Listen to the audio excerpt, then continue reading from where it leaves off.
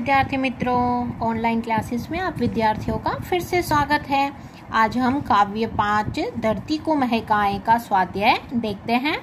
स्वाध्याय में पहला प्रश्न है, प्रश्नों के उत्तर लिखिए। पहला, फूलों से हमें क्या सीख मिलती है? हम इसमें लिख सकते हैं, फूल हमेशा खुश रहने का संदेश देते हैं। आंधी हो या वर्षा हो, उन्हें हंसते हंसते ही सहन कर लेते हैं। उसमें हमें यह सीख मिलती है कि हम प्रत्येक स्थिति में खुश रहें। मतलब कोई भी स्थिति हो, हमें अच्छे से खुश रहना है, कभी भी उदास नहीं होना है। दूसरा, सूरज की किरणें क्या करती हैं? सूरज की किरणें अंधकार को दूर भगाकर सारे संसार को प्रकाशित करती हैं।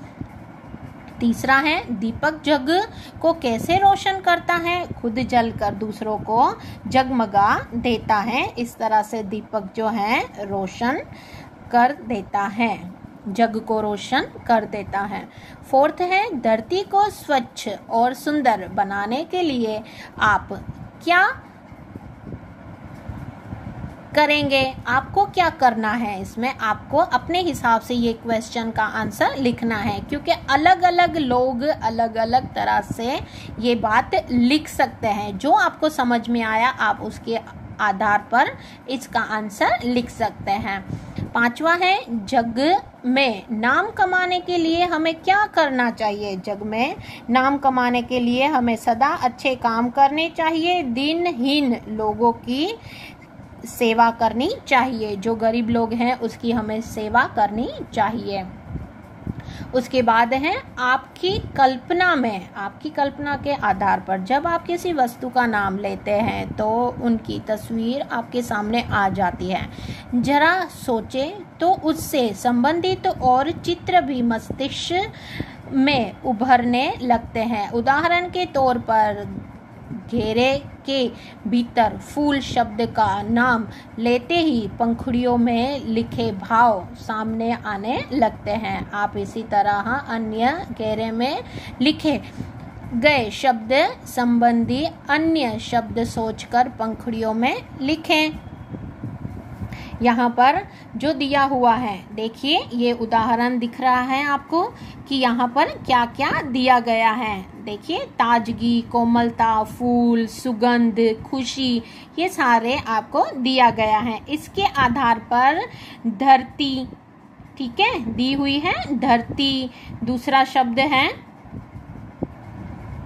वृक्ष और तीसरा शब्द है चांद। आपको उसी हिसाब से ये पंखुड़ियों में अपने नाम लिख देने हैं।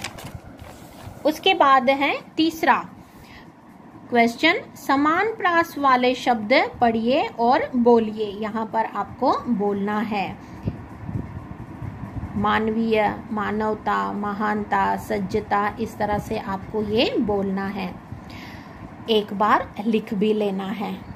चौथा क्वेश्चन है, निम्नलिखित शब्दों का वचन परिवर्तन करके वाक्य में प्रयोग कीजिए। ये मैंने आपको करके बता दिया है। आप अपने हिसाब से भी करेंगे तो भी अच्छी बात है कि मैंने आपको क्या बताया है। ठीक है, हम यहाँ से इस तरह से देखेंगे, पंखा, आँख, किताब, पौधा, पेंसिल। उसके बाद ये लिखकर उसके बाद आपको इसमें वाक्य प्रयोग करने हैं। वाक्य में प्रयोग आप कर देंगे। उसके बाद जो है भावार्थ वाला क्वेश्चन आपको लिखना है। काव्य पंक्तियों को पढ़कर उनका भावार्थ लिखिए। ये काव्य पंक्ति आपको पढ़ के उसके बाद इसका भावार्थ लिखना है। मैं आपको ये इसलिए नहीं दिखा रही हूँ क्योंकि आपको स्वयं ही ये करना है। ठीक है, मुझे आशा है आपको समझ में आया होगा। थैंक यू विद्यार्थी मित्रों।